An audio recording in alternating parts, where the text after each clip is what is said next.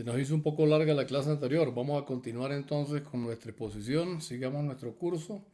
El curso había quedado interrumpido en este grafiquito, que fíjense que los gráficos son sencillos siempre, son unos experimenticos, tienen allí y de allí siempre se sacan algunas conclusiones. La conclusión que sacamos de este gráfico mostrando estos resultados experimentales era que el corazón se encontraba sometido en reposo a una influencia dual de activación por parte del sistema nervioso simpático y de inactivación o de frenado por parte del sistema parasimpático, que cuando los dos se suprimían, entonces se producía un incremento en la frecuencia cardíaca, lo cual implicaba que la actividad vagal era predominante sobre la actividad del sistema simpático. Eso es más o menos lo que concluimos. Pero vamos ahora a tratar de explicar por qué se producen modificaciones en la frecuencia cardíaca, es decir, por qué el sistema nervioso simpático o el sistema nervioso parasimpático tienen efectos cronotrópicos. El simpático, efectos cronotrópicos positivos, y el parasimpático, efectos cronotrópicos negativos. En realidad, las razones son relativamente sencillas, aunque pudieran parecer un poquito complicadas. Cuando se estimula el sistema nervioso simpático, la estimulación del sistema nervioso simpático, ya me está respondiendo, ok. La estimulación del sistema nervioso simpático produce liberación de noradrenalina o de norepinefrina. Aquí le ponemos norepinefrina, aquí pusimos noradrenalina. Y esa noradrenalina activa algunos receptores que se encuentran en la membrana de los miocitos, en este caso de las células del nodo sinoauricular. Por supuesto, si estamos hablando de influencias que el sistema nervioso autónomo ejerce sobre la frecuencia cardíaca, esas influencias tienen que estarse ejerciendo sobre las células del nodo sinoauricular, que es el que normalmente comanda las acciones, que es el marcapaso natural, el marcapaso fisiológico del corazón.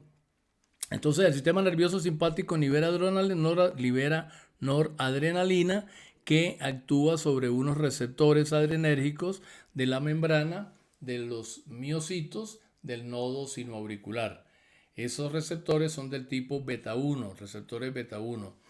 Por su lado, el parasimpático libera acetilcolina y esa acetilcolina actúa sobre unos receptores muscarínicos, colinérgicos muscarínicos del tipo M2. Veamos qué efectos tienen esos receptores sobre algunos aspectos del señalamiento intracelular, de la señalización intracelular, porque se trata de procesos de señalización. La noradrenalina desencadena unos procesos de señalización y esos procesos de señalización son los responsables de producir las modificaciones que estamos analizando. ¿Qué es lo que queremos mostrar? Pues que esos mecanismos son responsables de la producción del incremento en la frecuencia cardíaca por parte de la noradrenalina o de la reducción de la frecuencia cardíaca por parte de la acetilcolina. La unión o la interacción entre la noradrenalina y su receptor beta 1 tiene un efecto activador de una proteína G llamada proteína GS, puesto que la subunidad alfa es estimuladora de la adenilato ciclasa y a través de la activación de la adenilato ciclasa se produce adenosín monofosfato cíclico, AMP cíclico. Entonces, cuando se une la noradrenalina con el receptor beta 1, se activa una proteína G de tipo proteína GS. Esa activación de esa proteína GS hace que la subunidad alfa, cuando se produzca la activación, la subunidad alfa se separe de la subunidad beta gamma y la subunidad alfa, en este caso siendo una subunidad alfa S, tiene un efecto estimulador sobre la adenilil ciclasa, que se encuentra por lo generalmente ligada también a la membrana celular. La adenilil ciclasa activada, esa adenilil ciclasa activada, favorece la producción de AMP cíclico a partir de adenosintrifosfato.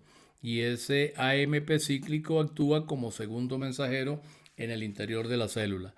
El AMP cíclico puede tener un efecto directo sobre algún sustrato, pero el sustrato más importante es la proteinquinasa A, es decir, el AMP cíclico activa a una proteinquinasa A.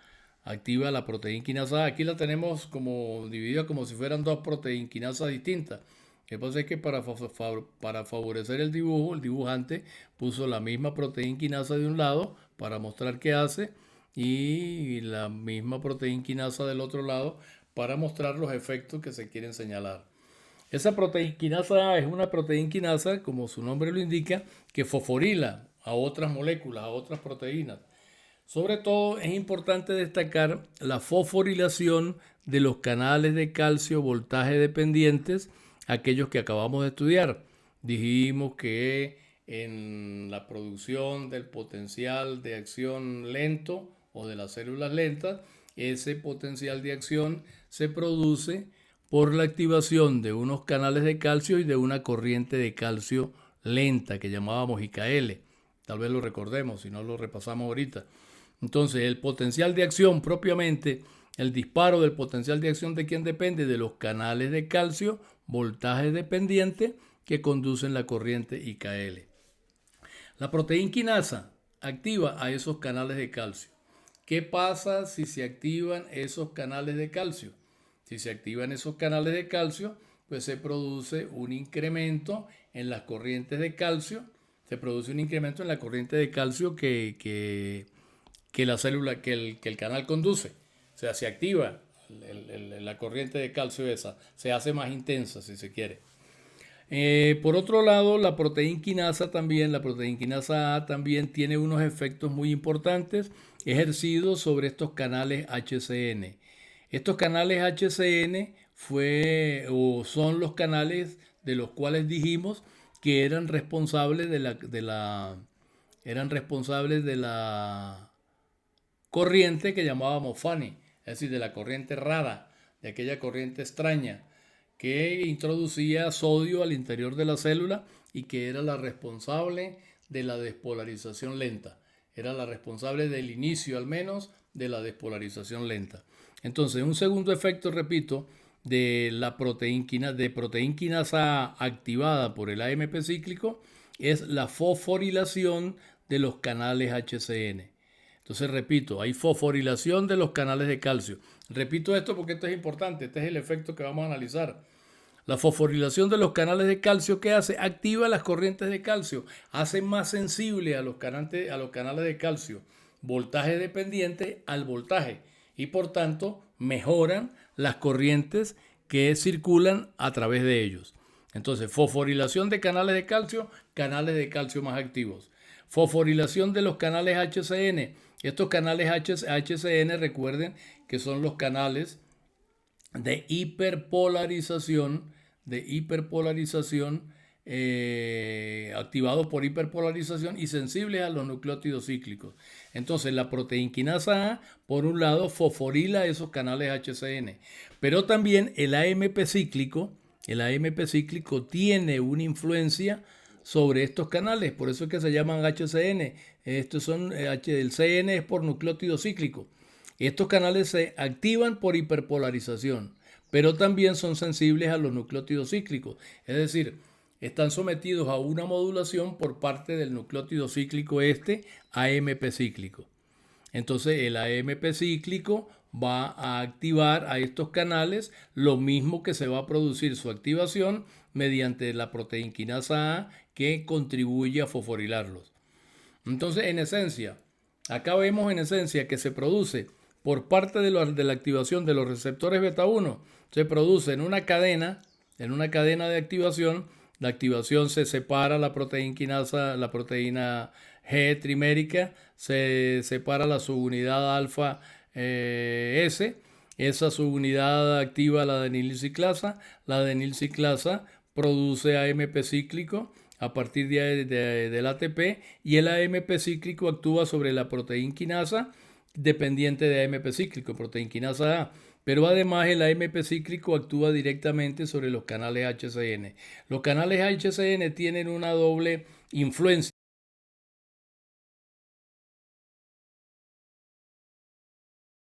desde este punto de vista. Por un lado, o sea, de lo que estamos analizando, de los receptores beta 1.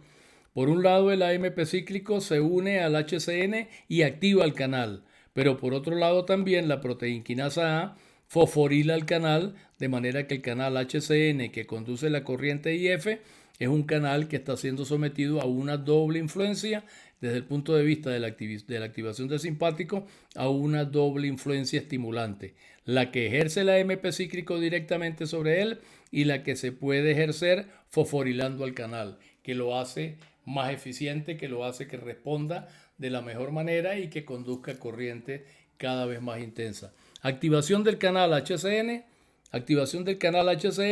mejoría de la corriente IF, aumenta la corriente IF. Fosforilación del canal de calcio voltaje dependiente favorece la corriente IKL.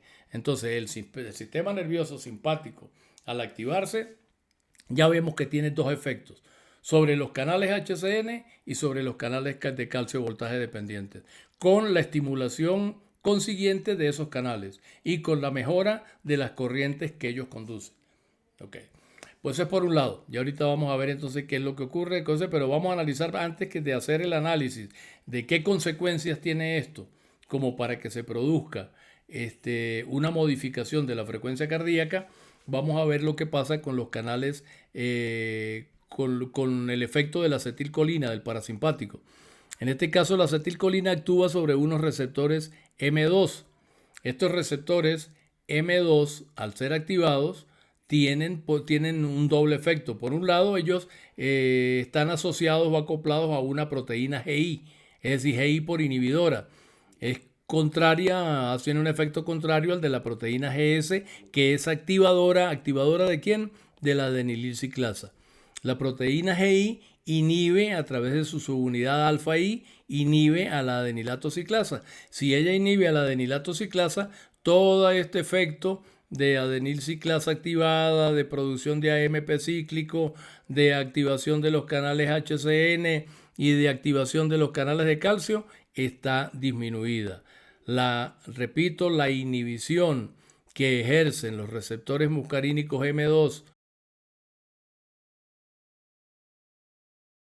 cuando la acetilcolina actúa sobre ellos, esa inhibición termina, ¿inhibición de qué? Esa inhibición de la adenilciclasa termina produciendo un efecto contrario al efecto que ejercen los receptores beta 1 activados por la noradrenalina. Entonces, desde este punto de vista vemos que la acetilcolina me va a producir un efecto reduciendo la actividad de los canales HCN, puesto que no hay AMP cíclico. Se reduce la producción de AMP cíclico. Y además se reduce la activación de proteinquinasa A. Por tanto, estos canales están menos estimulados. Y por otro lado, la proteinquinasa A no fosforila de manera eficiente a los canales de calcio voltaje dependientes y por tanto la corriente de calcio está disminuida. Esos serían entonces efectos antagónicos. Similares no son, entonces serían efectos dirigidos hacia hacia los mismos canales, pero con efectos contrarios. El simpático activaría los canales HCN y los canales de calcio voltaje dependientes. El parasimpático produciría una inhibición. El uno porque activa a la adenilciclasa y el otro porque inhibe a la adenilciclasa. Pero además de estos efectos de la acetilcolina, que estamos describiéndolos como efectos contrarios al efecto del simpático, es decir, disminución de la producción de AMP cíclico con la consiguiente disminución de los efectos que él tiene, tenemos también que estos receptores M2 acoplados a la proteína GI, cuando se produce la disociación de proteína GI alfa, la GI alfa inhibe a la adenilciclasa, pero quedan las subunidades beta gamma ligadas. Esas subunidades beta gamma tienen una acción directa sobre un tipo de canales que se llaman canales IKACH. ACH porque son sensibles a la acetilcolina. La sensibilidad a la acetilcolina no es directa para el canal, sino es intermedia. a través de los receptores M2. Entonces, a través de los receptores M2, la acetilcolina termina produciendo una excitación o una activación de unos canales llamados IKACH. Estos canales normalmente, eso no los habíamos nombrado antes, porque ellos no tienen, esos canales IKACH no tienen una participación directa, digamos así, en la producción del potencial de la despolarización diastólica lenta, y tienen un efecto solo cuando hay una acción importante de la acetilcolina. Entonces, repito, en este caso la acetilcolina a través de los receptores beta gamma están activando unos canales de potasio que son sensibles a la acetilcolina.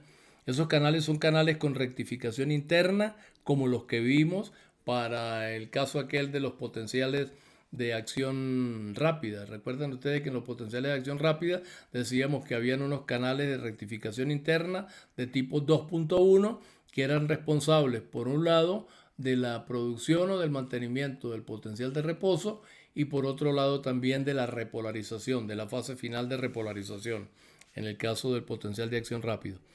Entonces, repito, estos canales se llaman también KIR 3.1, 3.4.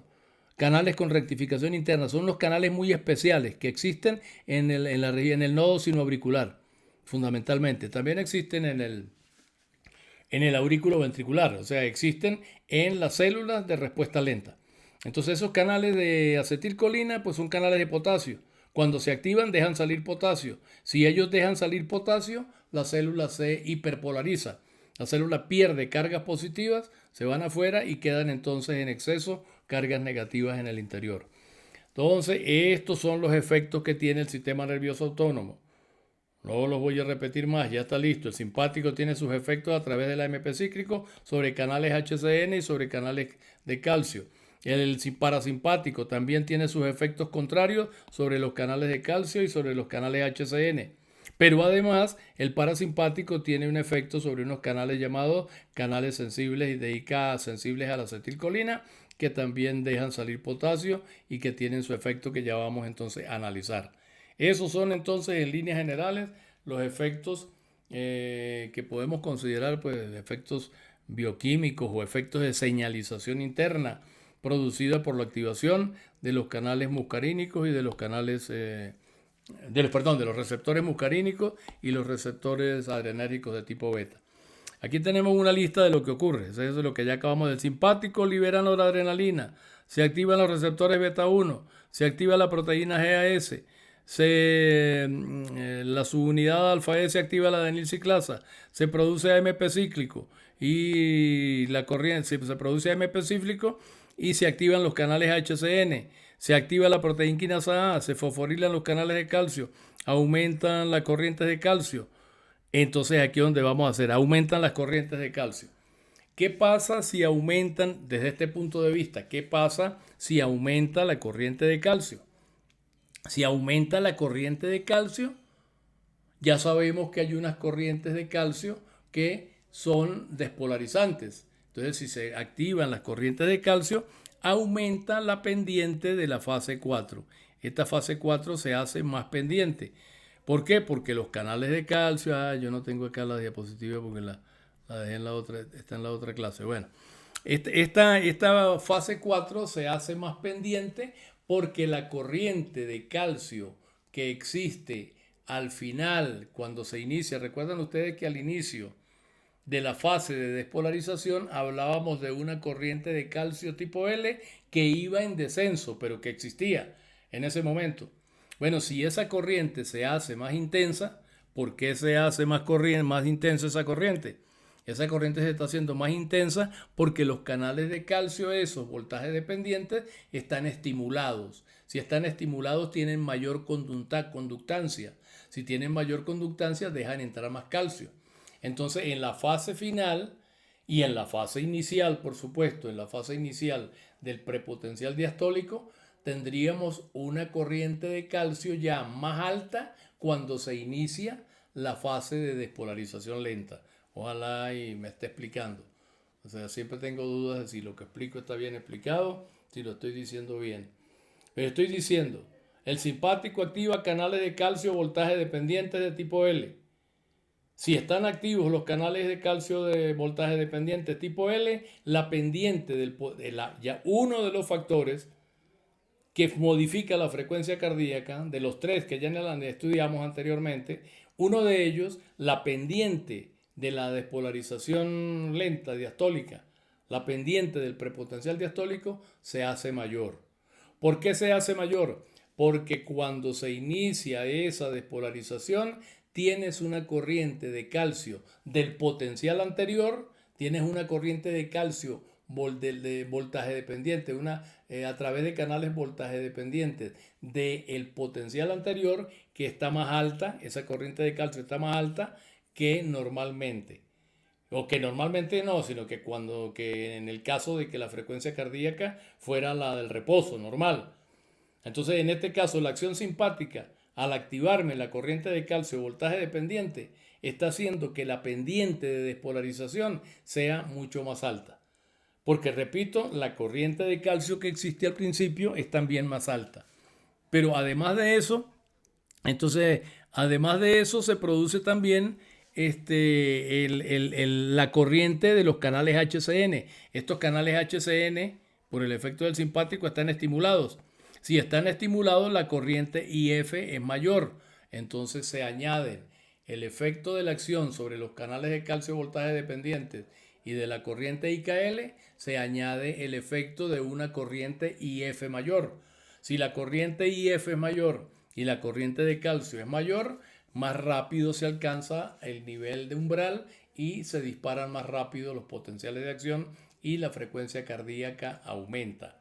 Yo creo que eso no tiene mayor discusión. En el caso del parasimpático tenemos todos los efectos contrarios. O sea, resulta que ahora la corriente de calcio está más pequeña. ¿Por qué? Porque los canales de calcio están menos fosforilados, están menos activos. Y la corriente IF también está más pequeña. ¿Por qué? Porque los canales HCN no están suficientemente fosforilados, están menos activos. La corriente es menor. Si la corriente de calcio voltaje dependiente y la corriente de IF de los canales HCN está reducida, pues la velocidad de despolarización está reducida y la frecuencia cardíaca es más alta. Eso es más o menos, se reduce la pendiente de la fase 4 y la frecuencia cardíaca disminuye. Entonces, ese es más o menos la explicación. Entonces, aquí podemos más o menos verlo, fíjense. Aquí tenemos la acción del simpático. Serían los trazos negros corresponden al control. Los trazos negros corresponden al control. Aquí tenemos una síntesis de lo que acabamos de ver. La activación de los receptores B1 activa la adenilciclasa, produce AMP cíclico, PK sub A y PK sub A con la activación de los canales de calcio voltaje dependientes, y además el HCN es activado por el AMP cíclico aumentado. Y aquí con los receptores muscarínicos tipo 2 se inhibe la acetilcolina y se reducen estos efectos. Y además la subunidad beta gamma abre un canal de potasio. Eso es lo que acabamos de decir. Acá tenemos el efecto del simpático. El efecto del simpático implica, por un lado, el que este sería el control y este sería el simpático. Esta pendiente de despolarización se hace mayor y se alcanza más rápido el potencial de acción. ¿Ok? En el caso... lo que pasa es que aquí no tengo... Bueno, vamos a ver. En el caso del parasimpático, ¿qué ocurre? Este sería el control. En el caso del parasimpático tenemos dos efectos. Por un lado, tenemos una reducción en la pendiente del prepotencial diastólico. ¿A qué se debe esta disminución en la pendiente? Se debe a lo que ya sabemos. Hay menos fosforilación de canales de calcio voltaje dependientes y menos activación de los canales de HCN por el AMP cíclico y por la fosforilación. Entonces, como hay menos canales activos para las corrientes estas que producen la despolarización es más lenta.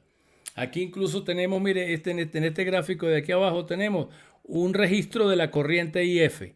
Esta es la corriente, intensidad relativa. Esto no es ni en nanoamperios ni en picoamperios, sino relativamente cómo está la corriente de manera relativa cuando se aumenta el parasimpático o cuando se incrementa la activación del simpático.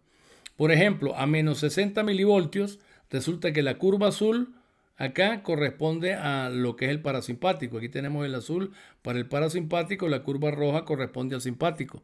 Este es el simpático también acá. Entonces, acá vemos que menos 60 milivoltios, por ejemplo, si yo mido las corrientes, resulta que hay una modificación en la respuesta de la corriente IF.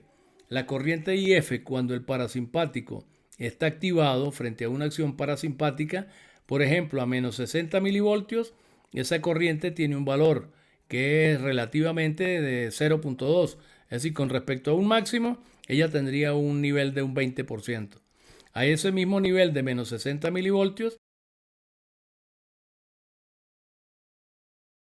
esa corriente alcanza, por ejemplo, un 50%. Es decir, un nivel de intensidad relativa de 0,5. Mínimo 0, máximo 1. Mínimo 0, máximo 100%.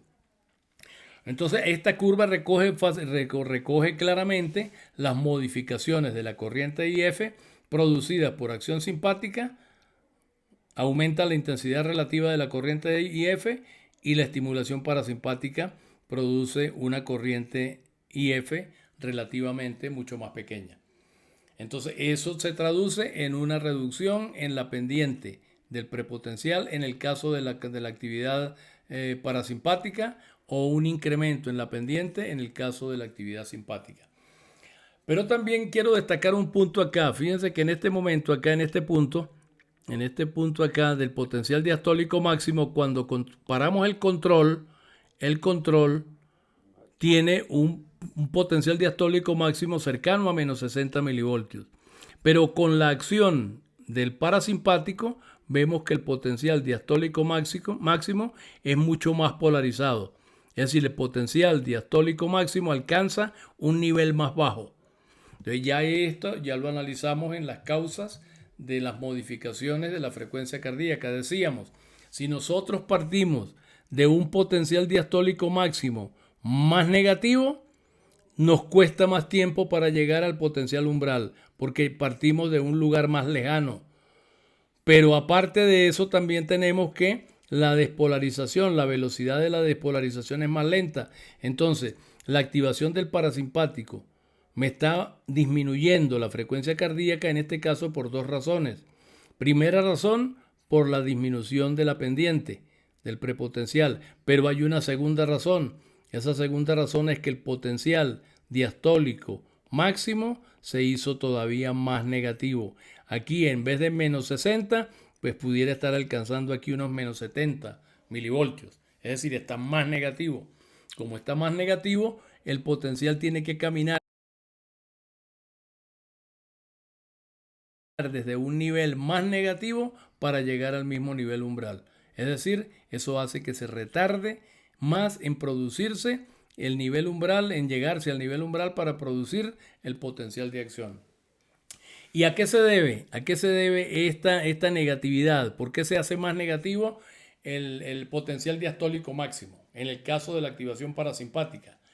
En el caso de la activación parasimpática, el potencial diastólico máximo se hace más negativo porque cuando se activan los receptores M2, la subunidad beta gamma, ya lo dijimos, la subunidad beta gamma de la proteína G inhibidora, esa subunidad beta gamma activa el tipo S de canales especiales que llamábamos canales KIR 3.1, 3.4, responsables de la corriente esa IKACH. Es decir, aquí se está añadiendo, con la activación, repito, del parasimpático, se está añadiendo un canal adicional para la repolarización. La repolarización que se produce aquí que tiene una cierta magnitud y que alcanza un potencial diastólico máximo X, cuando se trata de la activación del parasimpático, esa repolarización va a ocurrir de manera más intensa y va a alcanzar un nivel mucho más bajo, porque además de la corriente de potasio que se está produciendo Para la repolarización normal, tenemos otra corriente de potasio adicional que se suma, que es la corriente de estos canalitos. ¿Sí? Más o menos, yo creo que por acá. Aquí no está el canal de potasio, los canales, eso están en la otra clase. Pero bueno, yo creo que queda claro que la activación del simpático. ¿Qué produce la activación del simpático? Canales de calcio voltaje dependiente activados y canales HCN activados. Eso mejora las corrientes de entrada durante la fase de despolarización lenta, lo cual acelera esa despolarización. Se alcanza el nivel umbral más temprano y más temprano se produce el potencial de acción. Aumenta la frecuencia cardíaca. En el caso del parasimpático, en el parasimpático se reduce la actividad de los canales de voltaje dependientes de calcio y los de HCN. Por tanto, se reducen las corrientes de entrada negativas, o una redundancia en este caso, se reducen las corrientes negativas. Y la célula entonces se despolariza más lentamente y disminuye la frecuencia cardíaca. Y adicionalmente se produce un potencial diastólico máximo más negativo. ¿A qué se debe ese potencial diastólico máximo más negativo? A la participación o a la puesta en marcha de los canales estos KIR 3.1 y 3.4 que llevan una corriente de potasio, es decir, una corriente repolarizante, una corriente de salida que hace más negativo el potencial diastólico máximo, y lo cual contribuye a la reducción de la frecuencia cardíaca. Esos serían entonces los efectos, la explicación de los efectos coronotrópicos de la activación del sistema nervioso simpático, positivos, y de la activación del sistema nervioso parasimpático, efectos coronotrópicos negativos. Estarían explicados de esta manera. Pero los efectos no solamente se tienen unos efectos cronotrópicos. Esos efectos cronotrópicos están siendo ejercidos sobre las células del nodo sinoauricular, que es el marcapaso natural del corazón. Es decir, las células del nodo sinoauricular están sufriendo todos estos efectos que hemos analizado del sistema nervioso simpático y parasimpático, y que tienen un efecto sobre el automatismo y que producen cambios en la frecuencia cardíaca, que ya describimos. Pero es que resulta que el sistema nervioso simpático y parasimpático, los dos, el sistema nervioso autónomo, en general, también tiene sus efectos sobre el nodo aurículo-ventricular. El nodo aurículo-ventricular es una estructura muy importante desde el punto de vista funcional, por lo siguiente. El nodo aurículo, o sea, cuando la excitación que se produce en el nodo sinoauricular y que se está difundiendo a todas las aurículas llega perdón, yo no sé qué dije. La excitación que se está iniciando en el nodo sinusal y que va a ser la responsable de la activación de todo el corazón, después que se produce ese potencial de acción en el nodo sinusal, ese potencial de acción va a extenderse a la musculatura auricular en primer lugar. Tal vez bien sea a través de unos sistemas de conducción específicos, pero si no directamente por conducción de la excitación a lo largo de las fibras musculares auriculares. El asunto es que la excitación en el nodo sinusal termina produciendo primero la excitación de la musculatura auricular, de las aurículas. Y al mismo tiempo esa excitación que se difunde a todas las aurículas es conducida también al nodo aurículo-ventricular. Pero entonces aquí hay una especie de detalle cronológico, si se quiere, de un detalle de asincronía entre la excitación de las aurículas y la excitación posteriormente de los ventrículos. ¿Por qué? Porque resulta que a nivel del nodo aurículo-ventricular, esa excitación que está viajando desde el nodo sinoauricular y que primero va a despolarizar las aurículas y que tarda un tiempito en llegar hasta el nodo aurículo-ventricular, recuerden que no hay camino hacia el ventrículo más que a través del nodo aurículo-ventricular y del haz de His y sus ramas. No hay manera de que la excitación pase directamente desde las aurículas hacia los ventrículos. ¿Por qué? Porque existe el plano fibroso que es inerte desde el punto de vista eléctrico, es el plano fibroso valvular, que separa la masa auricular de la masa ventricular. Ay, caramba. que separa la masa auricular de la masa ventricular. Entonces es muy importante entender esto porque eso tiene su relevancia. ¿Qué estamos viendo acá? Estamos viendo que la excitación del nodo sinoauricular termina despolarizando y activando a las aurículas primero. Y esa excitación que llega al nodo auriculoventricular y que tiene que ser conducida a través de las de His y de sus ramas hasta el músculo ventricular, a nivel del nodo auriculoventricular sufre un retraso. Es decir, hay lo que se llama un retraso nodal. Se retrasa, ¿qué quiere decir? Que la velocidad de conducción que venía dándose de un cierto nivel en las aurículas, cuando llega esa excitación al nodo auriculoventricular, sufre un enlentecimiento. Se reduce la velocidad de conducción. Se retrasa de manera tal que ese retraso permite que se despolaricen las aurículas, que se contraigan primero las aurículas y al contraerse las aurículas ese contenido de sangre que ellas tienen sea añadido al llenado ventricular. Es decir, eso lo vamos a ver después cuando veamos el ciclo cardíaco completo. Pero lo que quiero decirles ahorita es, el ventrículo se encuentra en diástole. Durante la diástole se está llenando. Él ha ido llenándose. Cuando viene la activación eléctrica, se activa primero las aurículas. Se activa la aurícula y se produce la contracción de la aurícula antes de que se contraiga el ventrículo. ¿Por qué se contrae primero la aurícula y después el ventrículo? Se contrae primero porque la excitación ocurre primero en las aurículas y después ocurre en los ventrículos. ¿Por qué ocurre primero en las aurículas? Bueno, primero porque están en el orden de estimulación y de excitación, están primero las aurículas. Pero no solamente porque estén primeras ellas en el orden, sino también porque la velocidad de conducción está de tal manera regulada y controlada como para permitir que se contraiga primero la aurícula y luego se contraiga el ventrículo.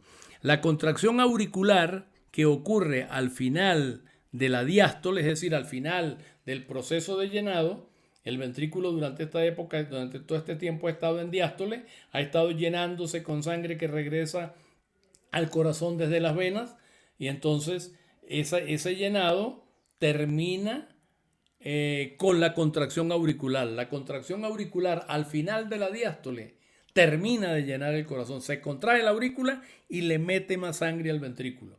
Entonces, repito, hay una disociación fisiológica que tiene sentido, por supuesto que tiene sentido. Si la sangre pasa de la aurícula al ventrículo, pues tiene sentido que la aurícula se contraiga primero que el ventrículo, para que el ventrículo termine de llenarse con la contracción auricular. Pero entonces los conceptos que quiero destacar y que quiero que queden claros es: el nodo sinusal se activa, su excitación se transmite primero hacia la aurícula, luego para pasar al ventrículo tiene que atravesar el camino o la ruta obligada del nodo auriculoventricular, del haz de His, de las ramas, del sistema de Purkinje y luego la difusión por la masa ventricular. Pero entonces los ventrículos están excitándose en el tiempo más tardíamente que las aurículas. Primero se excitan las aurículas, después se excitan los ventrículos. Y a nivel del nodo auriculoventricular se produce un retraso. Allí hay un retraso fisiológico normal. La velocidad de conducción a nivel del nodo auriculoventricular es más lenta que en el resto del sistema. Es más lenta que en las aurículas. Es más lenta y mucho más lenta que en los fascículos, en el haz de His, en los fascículos y en el sistema de Purkinje. Y más lenta que en el ventrículo. ¿Para qué sirve esa lentitud, ese retraso en la conducción? Para disociar, para permitir la disociación de la excitación de la aurícula con respecto al ventrículo, para que se active bien la aurícula y se contraiga antes de que se active y se contraiga el ventrículo. Es una fracción de segundo, pero en esa fracción de segundo se contrae la aurícula y luego el ventrículo, la aurícula y luego el ventrículo, aurícula y luego ventrículo. Cuando digo ventrículos son ventrículos y cuando digo aurícula son aurículas. Entonces se contraen las aurículas y luego los ventrículos. O sea, ese es el orden cronológico, no es al revés. De ser al revés sería como un sinsentido. No tiene sentido. Tiene sentido el que ocurra primero la contracción auricular. ¿Por qué? Porque el corazón está relajado, las válvulas auriculoventriculares están en posición de abiertas y la sangre pasa de la aurícula al ventrículo. Si se contrae la aurícula, esa sangre es inyectada al ventrículo. El ventrículo termina de llenarse.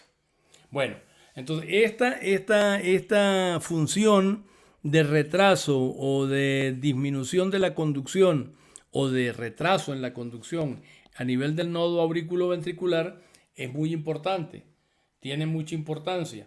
Y esa velocidad de conducción a lo largo del nodo auriculoventricular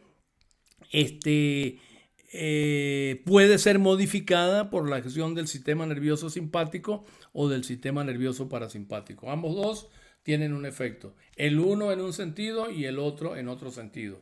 Ya vamos a verlo. Vamos a ver aquí, por ejemplo, aquí tenemos un registro. Aquí tenemos un registro en donde se muestran distintos componentes del sistema de excitación-conducción. La aurícula, aquí por ejemplo ven en el diseño experimental se aplica un estímulo en el nodo sinoauricular. En el nodo sinoauricular y se hacen registros a distintas distancias. Se hacen registros a distintas distancias, incluso dentro del nodo auriculoventricular se mide el tiempo que tarda en llegar la excitación al nodo auriculoventricular y en distintos sitios del nodo, incluyendo aquí el haz de His y más adelante también, si se quiere, las ramas del haz de His. Entonces, repito, este experimento, un experimento en el cual se produce una estimulación del nodo sinoauricular, eso va a producir una despolarización de todo el tejido debajo de él, no solamente él, recuerden que están en comunicación con el resto del tejido excitable del corazón, y entonces se estimula acá y la excitación, por supuesto, se va a dirigir a todos lados, pero va a seguir un trayecto que estamos marcando de nodo sinoauricular a nodo auriculoventricular. Estas punticas que tenemos acá son micropipetas para registrar cuándo se produce en este punto la excitación, cuando el estímulo que apliqué acá llegó a este punto, cuando el estímulo que apliqué acá llegó a este otro punto, o a este otro, o a este, o a este. Y ese parámetro, el parámetro que vamos a considerar, hablando de velocidad, es el parámetro tiempo. O sea, ¿cuánto tiempo tardó en llegar hasta aquí? ¿Cuánto tiempo tardó en llegar hasta aquí? ¿Cuánto hasta aquí? ¿Cuánto hasta aquí? ¿Cuánto hasta aquí? Y hacemos entonces un registro de esos tiempos. Aquí está anotado acá, dice tiempo de conducción. Aquí está la distancia, es decir, la distancia desde el punto que estamos estimulando hasta los sitios de registro. Estas son las distancias. No nos interesa lo de las aurículas, o sea, empezamos aquí a estimular el nodo sinoauricular. Aquí hay aparentemente los registros de dos tiempos en el camino de las aurículas. Aquí tenemos registrado uno solo de ellos. No hace falta poner más porque seguramente no hace falta. Entonces acá tenemos que el tiempo de conducción acá fue casi instantáneo en la aurícula. Estimulamos acá, pan, y en la aurícula se produjo un potencial de acción rápido. Acá, casi con un tiempo de conducción muy cercano a cero. Un tiempito muy corto.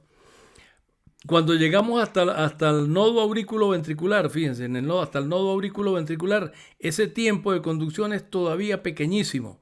Quiere decir que aquí se está conduciendo el potencial de acción a una gran velocidad. Y como esa velocidad es tan alta, el tiempo que tarda es pequeño. Pero una vez que nos metemos en el nodo auriculoventricular, ¿qué pasa? En condiciones normales, la línea amarilla esta que estamos mostrando acá es lo que ocurre en condiciones sin estimulación del sistema simpático, es decir, sin noradrenalina o sin estimulación del parasimpático, es decir, sin acetilcolina. En esta línea amarilla, cuando hacemos la medición del tiempo que tarda en estas condiciones que estamos viendo, es simplemente para destacar lo que está ocurriendo. En la línea amarilla vemos, oye, mira, de aquí hasta aquí la distancia fue más o menos la misma. Nos movimos de 2 a 4 milímetros y aquí nos movimos de 4 a 6. El recorrido fue el mismo. Sin embargo, el recorrido aquí en la aurícula para llegar y cubrir estos 2 milímetros o 2, pudieran ser, no sé si milímetros, sí. En este caso, esta distancia fue recorrida en un tiempo muy corto. Casi ni se levanta de cero aquí, fue rapidísimo. Pero cuando nos fuimos a medir la misma distancia en el nodo auriculoventricular, aquí desde este punto, por ejemplo, hasta este punto, esta distancia, que supuestamente es aparentemente la misma que estos trayectos de acá, que estas distancias de acá arriba, nos damos cuenta que se produjo un retraso importante en el tiempo de conducción. El tiempo se aumentó. Ese aumento en el tiempo de conducción, es decir, la excitación llegó a este punto a los 40 milisegundos. Llegó a los 40 milisegundos, la excitación llegó desde el sitio de estimulación hasta el punto final del nodo aurículo ventricular, que sería este punto amarillo. Este sería el nodo aurículo ventricular, las aurículas, el nodo aurículo ventricular y el haz de His. Entonces, ¿qué estoy viendo acá? Que la conducción procede muy rápidamente en la aurícula. ¿Cómo sé que la conducción procede rápidamente? ¿Cómo sé que la velocidad de conducción aquí es alta? Porque el tiempo de conducción entre estos dos puntos fue muy cortico, casi no se levantó, fue muy rápido, se hizo rápidamente. En cambio, para el mismo trayecto, desde el inicio del nodo auriculoventricular hasta el final del nodo auriculoventricular, como está, esto es un dibujo esquemático, por supuesto, que me trata de mostrar el efecto. El tiempo de conducción fue ahora mucho más alto, 40 milisegundos. ¿Qué conclusión saco de esto? Saco de esto la conclusión de que la velocidad de conducción en el nodo auriculoventricular, no estoy hablando de simpático ni parasimpático. La línea amarilla me está mostrando lo que ocurre normalmente. ¿Qué ocurre normalmente sin acción simpática ni parasimpática? Que la velocidad de conducción aquí es muy lenta. ¿Cómo sé que la velocidad de conducción es muy lenta? Dice, pero esto está más empinado. Es que lo que pasa es que esto no me está mostrando la velocidad. Me está mostrando es el tiempo que está tardando. Si se tarda, si el tiempo que se tardó en este trayecto que tiene el mismo tamaño que este otro trayecto de acá, este tiempo fue de 40 milisegundos y este de 2 milisegundos, evidentemente para recorrer esta distancia estamos tardando más tiempo, lo cual quiere decir que la velocidad es más lenta. Entonces esto, repito, este gráfico me está mostrando lo que les dije. A nivel del nodo auriculoventricular hay un retraso en la conducción de los potenciales de acción, hay un retraso en la conducción de la excitación. Retraso muy importante porque me permite, como les dije, disociar la contracción auricular de la contracción ventricular. Pero ahora veamos entonces el efecto que tiene el simpático. El efecto que tiene el simpático se logra mediante la administración de noradrenalina, que es el equivalente de la estimulación simpática. Y el efecto que tiene el parasimpático mediante la administración de acetilcolina, que es el equivalente de la estimulación parasimpática. ¿Qué pasa si se administra noradrenalina? Si se administra noradrenalina, vemos entonces que ahora el tiempo de conducción, que antes era alrededor de los 40 milisegundos, ahora el tiempo de conducción está alrededor de los 20 milisegundos. ¿Qué pasó con ese tiempo de conducción? El tiempo de conducción se redujo. Si el tiempo de conducción se redujo, ¿qué pasó con la velocidad de conducción? La velocidad de conducción es más alta. En el caso de la administración de acetilcolina vemos que ahora el tiempo de conducción está mucho más alto. Digamos acá puede ser 70 milisegundos. En condiciones de no estimulación de ningún tipo eran 40, ahora son 70. Si el tiempo de conducción es más alto, ¿qué significa? Significa que la velocidad de conducción es menor. Entonces, el sistema nervioso autónomo tiene unos efectos, esos se llaman efectos dromotrópicos. Recuerden ustedes que el dromotropismo es una propiedad que está en relación con la conducción de la excitación. Entonces esa conducción está siendo afectada. ¿De qué manera está siendo afectada? Está siendo afectada negativamente por el sistema nervioso parasimpático, que está reduciendo la velocidad de conducción a nivel o a través del nodo sinoauricular. Y tiene un efecto positivo por parte del simpático que me está incrementando la velocidad de conducción. Entonces eso es muy importante que lo tengamos en cuenta. Tenemos, así como en el nodo sinoauricular, teníamos una frecuencia de producción de potenciales de acción que era modificada tanto por el simpático desde el punto de vista positivo como por el parasimpático desde el punto de vista negativo. es decir, efectos cronotrópicos positivos o negativos, también aquí tenemos un efecto ejercido ya no sobre el nodo sinoauricular, sino sobre el nodo aurículo-ventricular. Es decir, tiene su relevancia en el nodo aurículo-ventricular. Por supuesto que también tendría un efecto arriba en el nodo sinusal, pero nos interesa destacar el del nodo aurículo-ventricular, puesto que es el que tiene más relevancia, tanto desde el punto de vista de la comprensión de la función del corazón como un todo, como también desde el punto de vista de los efectos terapéuticos que se puedan obtener con la utilización de drogas que activen bien sea al parasimpático o que activen al sistema nervioso simpático. Después que salimos, fíjense ustedes, en este mismo gráfico, después de que salimos del nodo auriculoventricular y que entramos a las de His, nos damos cuenta entonces de que las cosas vuelven a su curso, es decir, vuelve a cambiar el panorama. Es decir, después de las de His, por supuesto, se tarda un cierto tiempo en recorrer los distintos sectores, pero se ve que la velocidad aquí volvió a incrementar. ¿Por qué volvió a incrementar la velocidad? Porque ahora los tiempos de conducción ahora vuelven a ser distintos. En el caso de la acción parasimpática, los tiempos de conducción, ¿verdad?, vuelven a lo normal. Es decir, ya no son diferentes, los tiempos de conducción siguen siendo lo mismo. Si nosotros hacemos una comparación, miren, acá están las líneas verdes en condiciones normales, en condiciones de activación simpática y en condiciones de parasimpática. Fíjense que la distancia, es decir, el tiempo que media entre este punto y este punto, es decir, este espacio de tiempo acá, es igual al que media entre este punto y este punto de acá, entre este punto y este punto de acá. ¿Ven ustedes? Entonces resulta que estamos viendo es que el efecto de la acetilcolina o la noradrenalina se ejerce sobre todo a nivel del nodo aurículo-ventricular, que después del nodo aurículo-ventricular ya no hay esa modificación. Los tiempos de conducción vienen a ser normales, tanto con la acetilcolina como sin nada, como con la noradrenalina. Creo que eso es más o menos lo que queda. Es decir, aquí tenemos claro, a nivel del nodo auriculoventricular, el sistema simpático y parasimpático están ejerciendo un efecto sobre la velocidad de conducción. Ese efecto es menos evidente fuera del sistema, fuera del nodo auriculoventricular, o sea, hacia las de His y hacia adelante, o del nodo auriculoventricular hacia atrás.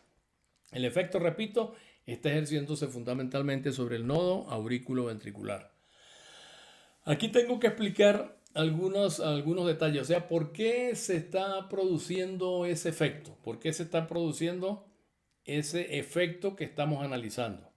Para poder entender eso, tenemos que hacer un análisis de algunos parámetros del potencial de acción. Un potencial de acción cualquiera, un potencial de acción tiene algunos parámetros que ya nosotros hemos mencionado en otra oportunidad, que ya hemos destacado, y volvemos a repetirlo acá y más claramente lo sistematizamos mejor en esta figura que estamos mostrando, en esta diapositiva.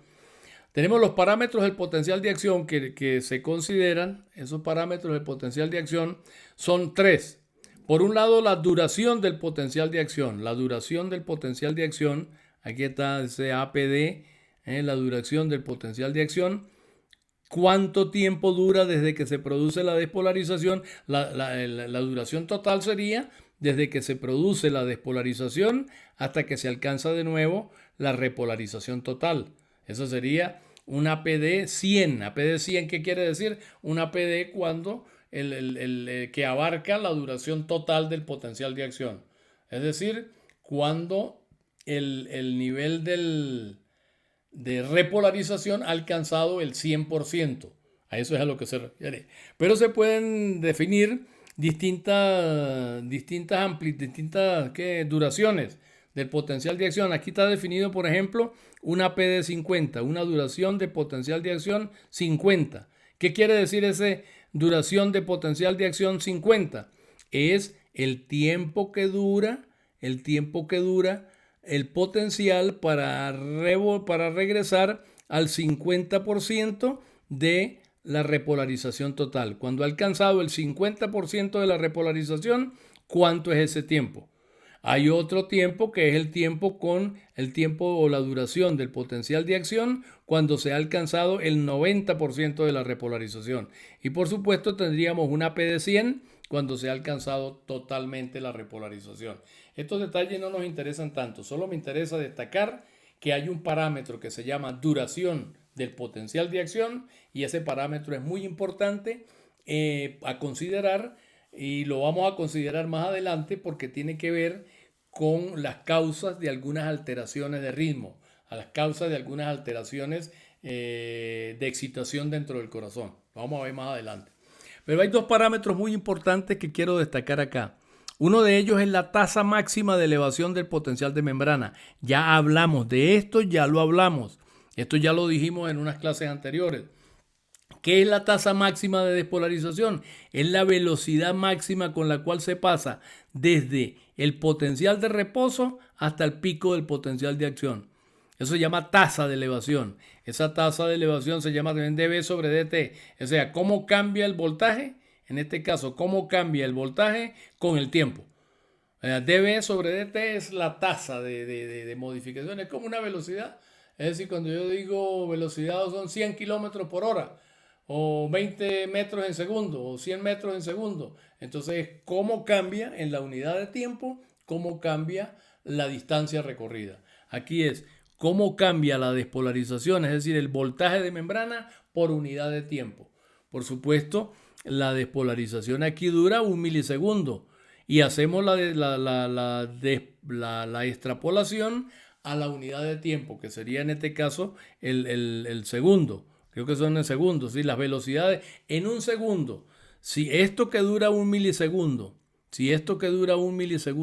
lo dejáramos seguir despolarizándose hasta que alcanzara una despolarización, por ejemplo, en lo que está durando aquí 1 milisegundo, lo dejáramos correr 1000 milisegundos, es decir, un segundo, ¿qué voltaje alcanzaría? Si se alcanzó un voltaje acá, una despolarización de 90 más 30, 120 milivoltios. ¿Qué ocurriría si dejáramos que esa despolarización continuara más hacia adelante a esa misma velocidad? En un segundo tendríamos una despolarización de entre 100 y 1000 voltios por segundo. Imagínense ustedes, dependiendo de la velocidad. Entonces eso se llama de velocidad o tasa máxima de elevación. Velocidad de despolarización, podemos decir para simplificar. Pero es un parámetro sumamente importante, el parámetro de esa velocidad. Eso tiene que ver con la capacidad de transmisión o de conducción del potencial de acción más adelante. Y otro parámetro es la amplitud del potencial de acción, que también ya hablamos de ello. Recuerda que cuando hablamos del potasio, decíamos a medida que se incrementa la concentración extracelular de potasio, vamos obteniendo una depolarización de la célula, lo cual hace que los potenciales de acción sean cada vez de menor amplitud, que sean cada vez más pequeños y que ocurran a una velocidad cada vez menor. Es decir, que tengan una pendiente cada vez menos inclinada, o sea, más acostadita. Entonces, repito, tenemos dos parámetros que son tasa máxima de elevación del potencial de acción y amplitud del potencial de acción. Entonces resulta que la velocidad de conducción, voy a tratar de explicarlo un poco mejor.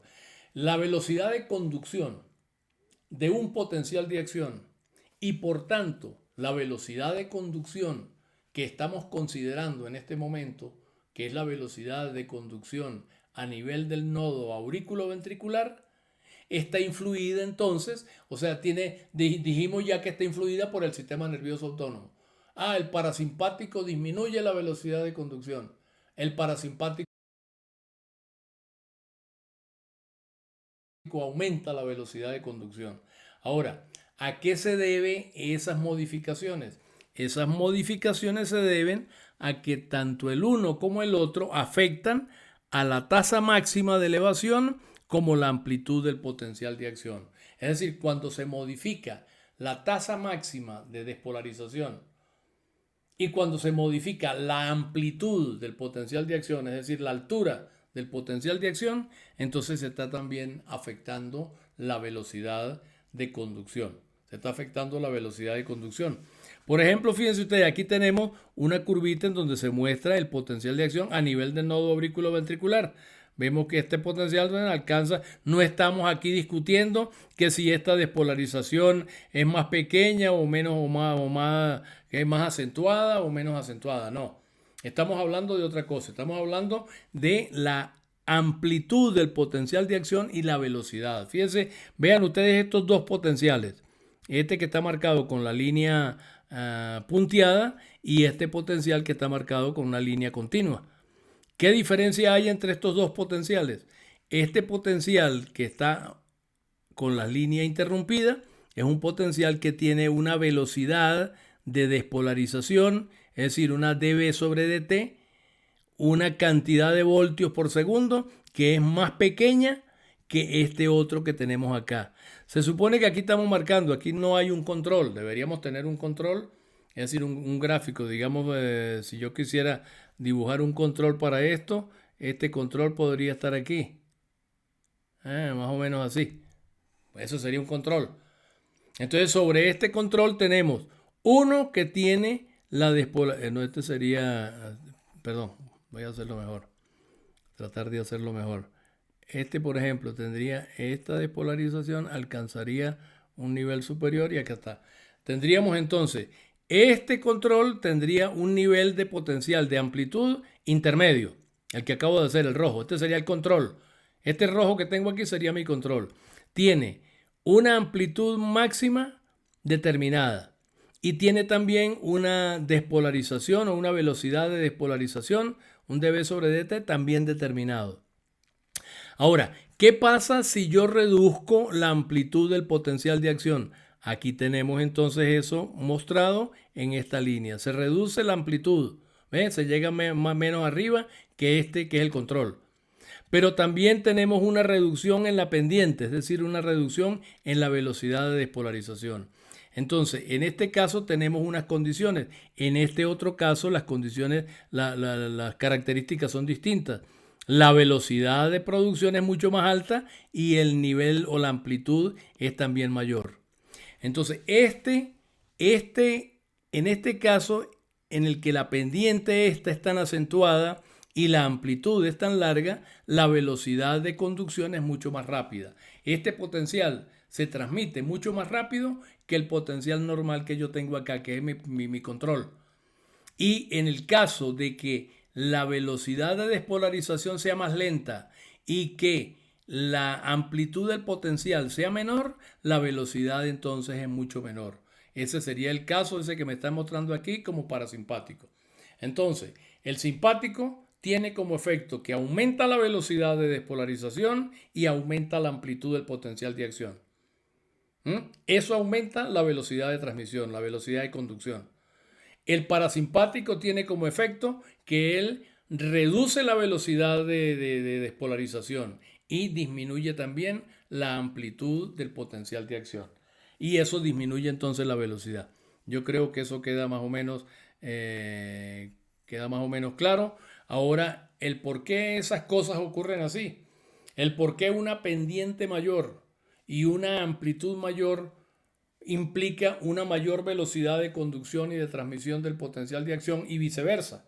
¿Por qué eso es así? Bueno, vamos a gastar los últimos minutos tratando de explicar el fenómeno, pero ustedes ya conocen estos detalles, puesto que ustedes los estudiaron cuando estudiaron el sistema nervioso, las bases y los fundamentos del sistema nervioso. Ustedes recuerdan que hablaron de unas corrientes electrotónicas. ¿Sí? Toda despolarización que ocurre en un sitio produce una despolarización máxima en un sitio, en un lugar en particular. Pero las zonas que están hacia los lados también están sufriendo una despolarización, solo que de menor intensidad. Hay un decaimiento exponencial de la despolarización a cada lado de un proceso de despolarización máxima.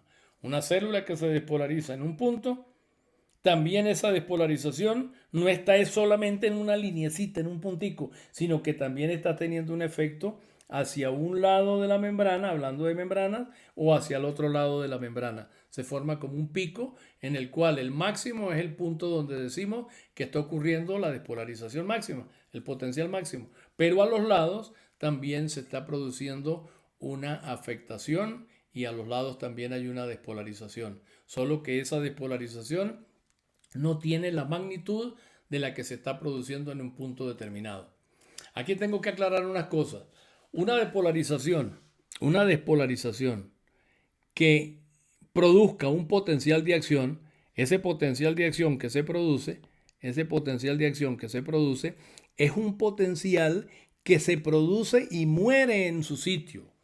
Se despolariza la célula en el sitio y se vuelve a repolarizar en el sitio. Ese potencial acabó ahí. Uno dice que se conduce un potencial de acción. En realidad no se conduce un potencial de acción, se conducen miles de potenciales de acción.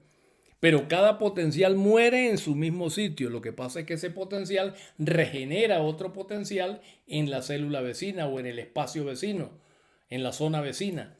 El potencial se produce en un punto, la célula se despolariza allí y allí desaparece. Se despolariza y se repolariza. Pero esa despolarización está afectando a la célula vecina de alguna manera. Allí se está produciendo una despolarización.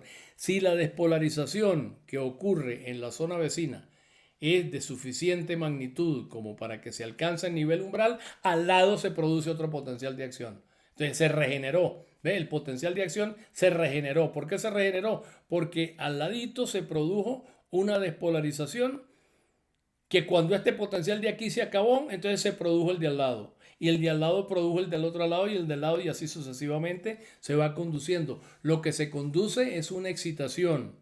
La excitación es a la que se llama potencial de acción. Pero esta despolarización, esa que ocurre y desaparece aquí, esa no se conduce.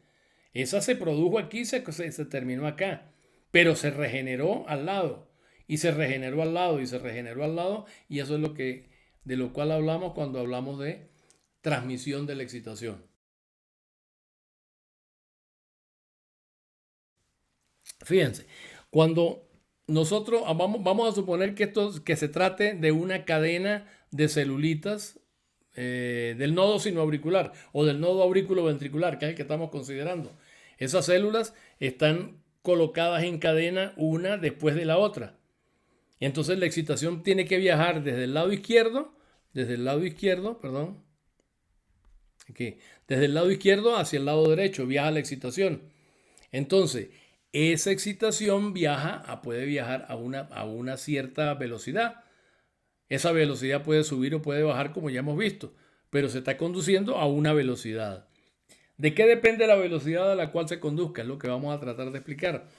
Acá, en la zona izquierda, en el gráfico en la parte alta, en lo que llamamos flujo de corriente a través de las gap junctions, ustedes ya saben que las celulitas están unidas, sus citoplasmas están unidos a través de los gap junctions, entonces esos canalitos que permiten el paso de corriente. Si acá atrás, en el lado de aquí atrás, se está produciendo cambios de corriente, ¿entiendes? Cambios de potencial, perdón, es porque se están produciendo corrientes que están entrando al interior de la célula. Por lo general, esas corrientes son corrientes negativas, pero de iones positivos. Y así son iones positivos los que están entrando al interior de la célula. Entonces, eso hace que esa corriente se difunda. La corriente va a pasar desde una zona que está aquí a la margen izquierda, que es donde se está produciendo esa corriente por la despolarización. Esa corriente puede pasar por los gap junctions e ir difundiéndose hasta las células vecinas. Ahora, supongamos que acá se produjo una corriente que se produjo un fenómeno eléctrico a la izquierda, acá. No lo estamos marcando. Y ese fenómeno eléctrico me produjo una corriente. Esa corriente penetró por las gap junctions y entró en la célula A. Y de la célula A la corriente puede pasar a la célula B. Y de la célula B a la célula C y así sucesivamente. Pero vamos a suponer ahora que esa corriente que está pasando entre la célula A y la célula B es una corriente que vamos a llamar corriente AB, corriente de A hacia B, que después puede ser corriente de B hacia C o de C hacia D. Pero ¿qué pasa en este caso concreto de B hacia B, de corriente de A hacia B? Que esa corriente depende de la diferencia de potencial que exista entre la célula A y la célula B. Esa diferencia de potencial es la fuerza que va a mover la corriente. Y depende no solo de la diferencia de potencial. Según la ley de Ohm, depende también de la resistencia que existe entre A y B. La resistencia que ofrezcan A y B es un parámetro que determina la corriente. A mayor resistencia, menos corriente y viceversa. Y la diferencia de potencial determina entonces la corriente. La corriente que entra acá desde afuera cambia el potencial en esta zona. El potencial se hace más alto. Entonces esa diferencia de potencial que ahora es más alto entre A y B, en A que en B, hace que esta corriente fluya de A a B. La corriente que fluye al interior de la célula, esa corriente que fluye tiene unos efectos. Esos efectos son que ella va a producir lo que se llama la descarga de la capacitancia de la membrana. Es decir, una corriente positiva, una corriente de iones positivos, repito, que esté pasando por estos zonas y esté entrando a la célula, en la célula A y en la célula B, esa corriente que está fluyendo a través de las gap junctions es una corriente que tiene, cuando entra a la otra célula, tiene dos componentes. Un componente que es un componente que llamamos capacitivo. El componente capacitivo implica que estas cargas positivas, parte de ellas, se van a pegar a la membrana y van a descargar la membrana. La membrana está polarizada, es negativa por dentro y positiva por fuera. Esta carga positiva se pega a la membrana y entonces no es que ella salga hacia afuera en este momento, se pega a la membrana y al pegarse a la membrana descarga este sector de la membrana e impulsa a una carga positiva para que se desplace del sitio donde estaba ella en la parte exterior. Entonces se desplaza esa carga y esa carga viaja y puede penetrar de nuevo por este canal. Pero lo que me interesa destacar es que me crean, que me acepten, que esta corriente que está entrando acá se descompone en dos partes. Una parte es la corriente capacitiva. ¿Qué es la corriente capacitiva? La que descarga este capacitor, que es la membrana. Esas iones, parte de esa carga positiva, se meten acá, se pegan acá y descargan el capacitor. Y cambian la polaridad de la membrana porque se meten cargas positivas por aquí. Y la corriente que sigue acá es una corriente que es mucho menor que la corriente esta que entró por acá. ¿Por qué? Porque la corriente que entró acá se dividió en dos componentes, un componente capacitivo y un componente que es la corriente iónica que sigue su curso a lo largo del citoplasma de las células a través de las uniones esas en brecha, las gap junctions, son los canales esos. Ok, entonces una cosa que está clara es una corriente que esté entrando por acá, es lo que quiero que quede claro, una corriente que esté penetrando por acá, a medida que avanza, va reduciéndose en su avance, se va haciendo cada vez más pequeña. ¿Por qué se va haciendo cada vez más pequeña? Porque parte de esa corriente se está descomponiendo en un segmento, en un sector, en una fracción de corriente capacitiva. Y el resto es la que sigue. Por supuesto, la que sigue aquí y entra a C no es la misma que entró en B. Porque la que entró en B tiene dos componentes. Parte a descargar el componente capacitivo y parte para seguir la corriente por los canales esos hasta la otra célula. Entonces, en esencia, ¿qué está ocurriendo? Vamos a suponer que tengamos una célula A, una célula B, una célula C, D, E, F, una cadena de células. Y que aquí, en esta izquierda, se está produciendo un fenómeno eléctrico. Ese fenómeno eléctrico entonces está haciendo que esta célula, cuando le entra la carga positiva, tenga un valor de potencial A en un momento determinado. En ese mismo momento determinado, esta célula tiene un nivel de potencial B, esta tiene un nivel de potencial C, de potencial D, E, F. ¿A qué se deben estas diferencias de potencial? Estas diferencias de potencial están relacionadas con la cantidad de corriente, de esta que se pegue a las paredes, es decir, con la cantidad de corriente que produzca la despolarización. Si esta corriente que entró acá me produjo una variación del potencial aquí grande, porque gran cantidad de esa corriente se pegó en el capacitor de la membrana por dentro, despolarizó la membrana. Entonces, al despolarizarla, el potencial en A es mayor, en este caso sube el potencial en A. Esta corriente que sigue me va a producir una despolarización en la célula B, y esta que sigue para acá me despolariza la C, y así sucesivamente. Cuando se mide lo que está ocurriendo en un instante, es decir, en un momento determinado, cuando aquí atrás se está produciendo un fenómeno eléctrico, ese fenómeno eléctrico está teniendo una repercusión en las células que están hacia la derecha y en las células que están también hacia la izquierda, pero esas no las voy a considerar. Consideremos estas que no han sido excitadas y que se mantienen todavía en su estado de reposo. Bien, las células estas cercanas van a ser afectadas por la corriente que está ocurriendo en esta zona izquierda. Pero ¿cómo se afecta? La célula A es más afectada que la célula B, y la célula B más que la C, y la C más que la D, y la D más que la E, y así sucesivamente. Es decir, se va a producir una afectación que es cada vez menor mientras que más nos alejamos de hacia la derecha. En este caso, mientras que más nos alejamos hacia la derecha, menor va a ser la afectación. Fíjense ustedes, si se mide la diferencia de potencial que existe en cada una de estas células en un momento determinado, cuando aquí se produjo un fenómeno eléctrico X, cuando acá a la izquierda no está mostrado, pero se supone que acá se está produciendo un fenómeno eléctrico porque aquí tengo una corriente. Es decir, la corriente viene de acá, lo mismo que aquí la veo. La corriente viene de acá, pero yo no estoy considerando ni el valor ni nada de la corriente que viene de atrás. Estoy diciendo, aquí se produjo un fenómeno eléctrico, se produjo una corriente, una despolarización, y aquí hay una corriente. Esa corriente que va pasando de célula en célula va teniendo un efecto, produciendo una despolarización también de célula en célula.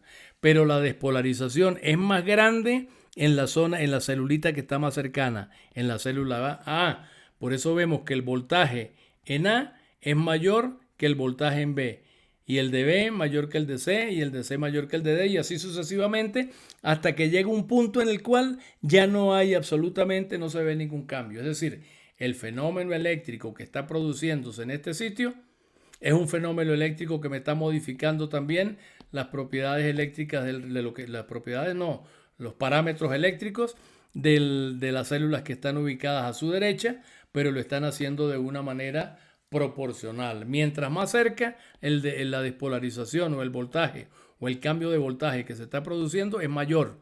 El voltaje en A es mayor que en B, y así sucesivamente, hasta que finalmente desaparece. El punto donde desaparezca acá depende de la magnitud de la corriente que se esté produciendo acá.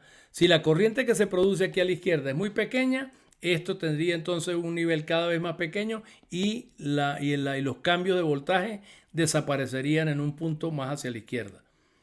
Es decir, puede producirse una modificación hacia la izquierda, hacia la derecha, es decir, hacer que las modificaciones de voltaje sean suficientemente grandes como para alcanzar una distancia larga a lo largo de la cadena esta de células. O puede ser que incluso termine antes, que el efecto aquí sea tan pequeño que estos cambios de voltaje me lleven ya a partir del punto este, ya no hay diferencia de potencial. Pero repito, queda claro que los cambios de corriente, los cambios de potencial que estén ocurriendo en un punto determinado tienen un efecto sobre el nivel de potencial de los elementos que estén ubicados esto en realidad es a cada uno de los lados, o sea, tanto a la derecha como a la izquierda. Aquí estamos considerando un solo lado, hacia la derecha.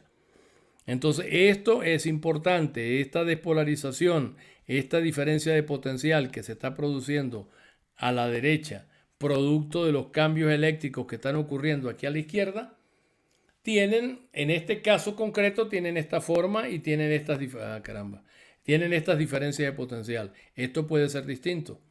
O sea, puede ser que este voltaje incluso llegue más arriba acá, o puede ser que esté más abajo acá. Depende de la magnitud del potencial y de algunas características que son las que estamos tratando de describir.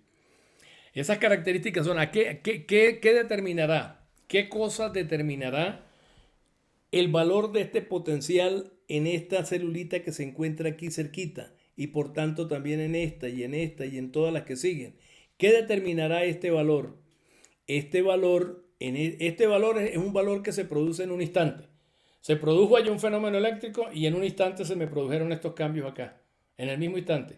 Esto es lo que pudiéramos llamar la conducción electrotónica. Es decir, electrotónicamente, simplemente por flujo de corriente, como lo que estamos describiendo, se producen en cada zona cercana un cambio, pero ese cambio es mayor mientras más cerca se encuentre hacia el lado de donde se está produciendo el fenómeno. A medida que nos alejamos, el fenómeno desaparece.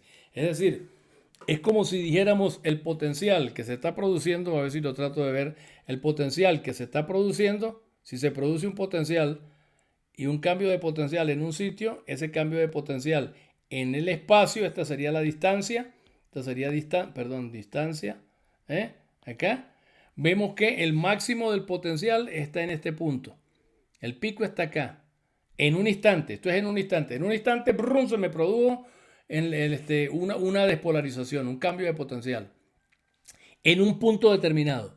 Entonces, en este punto determinado, ese potencial que es tan grande acá, que sería la magnitud de un potencial de acción, por ejemplo, ese potencial de acción que es tan grande y tan evidente en este punto, el punto máximo, vemos que tiene un decaimiento. A medida que me alejo de ese punto hacia la izquierda o hacia la derecha, vemos que la magnitud del fenómeno va reduciéndose.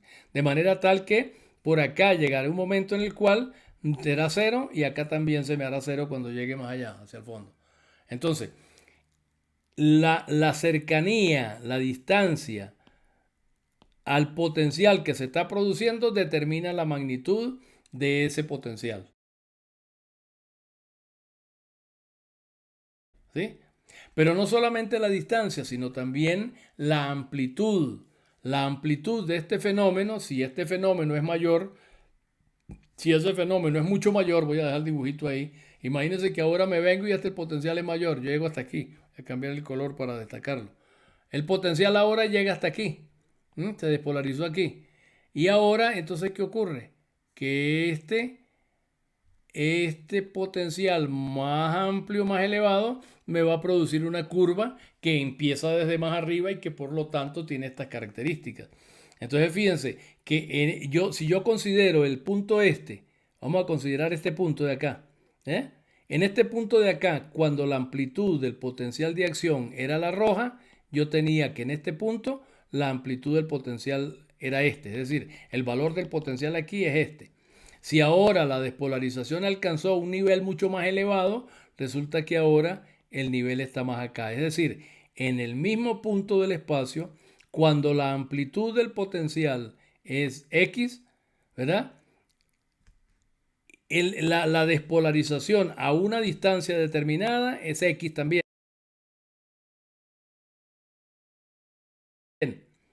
Pero si la amplitud del potencial es mucho más alta, como este que estamos viendo acá, entonces a la misma distancia tengo una despolarización más alta. Es decir, que el valor de la despolarización hacia los lados está determinada por la amplitud del potencial de acción. Mientras más amplio sea el potencial de acción, mayor es entonces la distancia que se abarca a los lados del efecto que tiene esa despolarización. ¿Eh? Entonces la despolarización máxima en un punto también tiene despolarizaciones, aunque más pequeñas, en los puntos aledaños, en los puntos vecinos. Ojalá Dios y que esto quede claro. O sea, quiero que entiendan, si la despolarización es máxima, ¿por qué estaba hablando de la amplitud del potencial de acción? Vemos entonces, la amplitud del potencial de acción es un factor, caramba, pero hay ¿qué le pasó? La amplitud del potencial de acción, mientras más amplio el potencial de acción, más lejos llegan sus efectos, porque mayor es la cantidad de despolarización que está ocurriendo. Por tanto, los efectos de un potencial chiquito alcanzan un espacio chiquito, pero los efectos de un potencial más grande abarcan, o sea, espacios más grandes. ¿Qué quiere decir abarcan espacios más grandes? Que a la misma distancia las despolarizaciones son ahora mayores. Se alcanzan despolarizaciones mayores. Lo mismo, bueno, lo de la...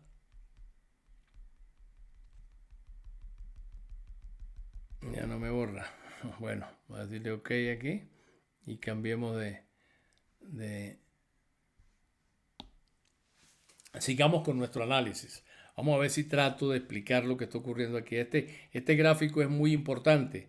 Me explica lo que estoy tratando de explicar. O sea, vamos a tratar de hacerlo. O sea, empezamos. ¿Qué vemos en este gráfico? Volvemos a ver recogiendo. Este es el panel inferior de la figura anterior. El panel C. Allá había A, B y C. Yo lo recorté para que se viera mejor. Puse A y B y pasé C para acá. Para una diapositiva distinta. Para poder hacerlo más visible y para poder explicarlo mejor. Fíjense, yo tengo unas curvitas acá. Una curva roja, que es esta que está acá, y una curva azul, que es esta que está acá. ¿Qué me están mostrando los distintos valores de cada una de esas curvas? Me están mostrando un valor de potencial. BM, potencial de membrana. ¿Qué estoy viendo de acá? Yo estoy marcando. Digo, aquí tengo una célula A, una célula B, una célula D, una D, en fin, muchas para acá. Pero vamos a partir de, vamos a analizar el punto rojo, o sea, la línea roja. Estas líneas rojas son diferencias de potencial. Ya hacemos, este punto me indica una diferencia de potencial, este otra y este otro. Lo mismo que los puntos azules. Pero no veamos los azules todavía. Vamos a mirar los puntos rojos. Los puntos rojos. Vamos a analizar primero la curva roja. En esta curva roja tenemos que esta célula A, o sea, esta célula A que está acá, aquí tenemos el potencial umbral. Esta línea que tenemos acá corresponde al potencial umbral. Después tenemos otras líneas. Tenemos acá el potencial de reposo. La línea más inferior es el potencial de reposo. Tenemos un potencial de reposo marcado con unas lineacitas que creo que son negritas, interrumpidas. Y arriba tenemos unas líneas verdes, una línea verde con rayitas interrumpidas. Ese sería el potencial umbral. Este fenómeno que está ocurriendo acá está siendo producido por un fenómeno eléctrico que está ocurriendo a la izquierda. A la izquierda, es decir, en una célula que no sería célula, no es la A, sino sería la menos A, vamos a suponer. Acá a la izquierda, una célula está sufriendo un proceso de despolarización. Ese proceso de despolarización me está afectando a las células que están a la derecha de la manera en que yo acabo de explicarles. O sea, ¿cómo me lo está explicando? Bueno, el potencial que se está produciendo allá está provocando una curva. Esta sería la fase descendente de la curva. Aquí tendríamos el potencial antes. El potencial vendría, si yo lo extrapolo, digamos, vendría aquí. Acá se produjo antes, digamos, un potencial de acción. Ese potencial de acción está teniendo un efecto. Este punto está cayendo en este punto de la curva del potencial de acción que estoy definiendo, del potencial de acción anterior, de la célula anterior, que no está aquí mostrada. Entonces, ese potencial de acción está ubicado a una distancia tal que cuando se produce con la amplitud que tiene, el voltaje de ese sitio está llegando a este punto, a este nivel de acá. Yo no sé por qué no se me borra. Ok. Entonces, creo que queda claro, ¿verdad? Repito, ¿a qué se debe este valor de potencial que tengo marcado en el primer punto rojo de la línea roja? ¿A qué se debe ese valor de potencial? Ese valor de potencial se debe a un potencial de acción, probablemente, vamos a decir que es un potencial de acción que se produjo en una célula vecina.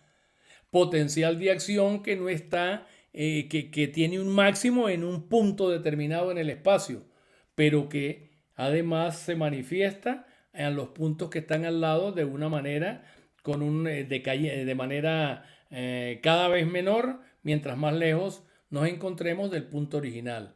O sea, se produce una curva exponencial de decaimiento, decaen los valores de potencial y este puntico de acá está cayendo precisamente, voy a borrar aquí, este puntico está cayendo precisamente en las faldas del descenso ese del potencial del fenómeno que se produjo aquí. ¿Ok? Entonces resulta que la celulita que está atrás, que está produciendo este potencial, me está produciendo me está produciendo en la célula de al lado una despolarización. Esa despolarización que se está produciendo acá en este momento me alcanzó el nivel umbral. Y si alcanzó el nivel umbral, se produjo un disparo del potencial de acción. Aquí no está mostrado. Aquí no está mostrado el potencial de acción que se disparó. Pero si se está mostrando el umbral, Entonces se está mostrando, mire, la despolarización de la célula anterior fue de tal magnitud que, que su efecto se ejerció en la célula A de al lado, en la célula que está al lado de la célula A, se ejerció de tal manera que la célula se despolarizó hasta alcanzar el nivel umbral y producir el potencial de acción. Pero ese mismo efecto que viene bajando acá en la célula B no produjo ningún efecto. ¿Por qué? Porque no estaba en el nivel umbral. Hagamos caso omiso de este umbral más negativo. No nos preocupemos por él. Estamos analizando lo que pasa con este nivel umbral. ¿Qué pasa con este nivel umbral en relación con el cambio de voltaje que se produjo antes de A? Que esa despolarización antes de A fue tan intensa que en A logró llevar a la célula a su potencial umbral y que se produjera aquí un potencial de acción. En estas condiciones el potencial de acción se produjo aquí, pero no se produjo aquí, en la célula B. ¿Por qué no se produjo en la célula B? Porque no tuvo la magnitud suficiente. Estoy hablando del potencial anterior, ojalá y quedara claro. Estoy hablando del potencial que se produjo aquí antes y que es la que me está provocando estos fenómenos. Estos puntos que estoy marcando son los valores de potencial que tienen las células cercanas. Producto, o sea, cambio de potencial en la célula cercana, producto de la despolarización que se produjo a la izquierda. La despolarización de la izquierda en la célula A logró producir un potencial, una despolarización tal que llevó al umbral a la célula A y la disparó. Pero en ese mismo momento la célula B no disparó. Y si no disparó la B, conti menos la C y mucho menos la D. Entonces, en estas condiciones de la línea roja, tenemos un potencial de una amplitud determinada que logró despolarizar una celulita, pero no logró despolarizar a la otra, porque la otra estaba más lejos y su influencia cayó simplemente produciendo un efecto muy pequeño, una despolarización muy pequeña, no suficiente. Entonces, está claro que ¿qué estoy describiendo? Estoy describiendo que se produjo un potencial de acción que tuvo un efecto en las células cercanas, que como ese potencial de acción tenía una magnitud, una amplitud, pues la reducción del potencial hacia los lados, se redujo el potencial hacia los lados, pero en la célula vecina tipo A, esa despolarización fue suficiente para que se provocara aquí un potencial de acción. Es decir, el potencial de acción está siendo acompañado por otro potencial de acción en la célula cercana. Es decir, la misma despolarización, esa misma despolarización del potencial de acción de allá me está provocando este otro potencial de acción. O sea, se produjo el potencial de acción aquí, y al mismo tiempo se produjo la despolarización y el potencial de acción en A. Entonces, el potencial de acción de cierta amplitud está acompañado casi en el momento de una despolarización de la célula esta A cercana, y hay una despolarización de dos celulitas, la que estaba antes y la A, pero la B no se despolarizó. ¿Por qué? Porque hubo un decaimiento. Ella se va a despolarizar después, sobre todo cuando esta membrana descargue, ella va a descargar a esta, pero la anterior solo va a descargar a esta. La anterior que descargó solo va a descargar a esta, porque su reducción en el potencial fue tan pequeña que no logró llevar a la otra celulita vecina a su nivel de potencial. ¿Entiendes lo de eso? O sea, ¿me explico? ¿Me explico o no me explico? Ok, ahora vayamos a la línea azul. ¿Qué pasó con la línea azul? Repito, en la línea roja, el potencial de acción anterior tenía una amplitud. Esa amplitud logró despolarizar a la célula A, por tanto, cuando él se produjo al mismo tiempo la despolarización de A. Entonces la despolarización en ese mismo momento llegó hasta aquí. La despolarización, esta se generó y producirá, se seguirá descargando más allá, pero lo va a hacer con una mayor lentitud, ¿entiendes? Ahora, ¿qué pasó en la línea azul? En la línea azul resulta que estamos viniendo de un potencial de acción, de la célula del mismo sitio que ahora tiene este este decaimiento. Ven ustedes, aquí el rojo era así. El rojo venía así. Perdonen ustedes lo chimbo de los dibujitos, pero bueno. El rojo era así. Con este rojo de esta amplitud alcanzamos a descargar esta célula. Y como alcanzamos a descargar esta célula, entonces resulta que esta célula descarga y produce un potencial de acción. Entonces, este potencial de acción lleva implícito la activación de la célula vecina de una vez. Pero el potencial ahora que estoy marcando como azul acá es mucho más grande. Y por tanto, entonces ahora a la misma distancia donde está la célula B se alcanza un nivel mucho más alto que es más que suficiente para disparar a la célula A. Pero ahora entonces resulta que sí estamos logrando estimular a la célula B también. Porque el efecto de este potencial está llegando más lejos. Porque como tiene más amplitud, su decaimiento alcanza distancias mayores. Entonces ahora, cuando este potencial se produce, se me descarga esta célula y esta célula también. Si estoy hablando de velocidad de conducción, ¿cuál conducirá más rápido? Conducirá más rápido en la línea azul, es decir, la de potencial azul. ¿Por qué? Porque en el momento en que se produce este potencial que es grandote, estoy descargando al mismo tiempo con sus efectos dos células vecinas. En tanto que con el potencial, en tanto que con el potencial rojo estoy descargando una sola célula vecina. Entonces, en un momento determinado descargo dos células, la que está descargando y la vecina.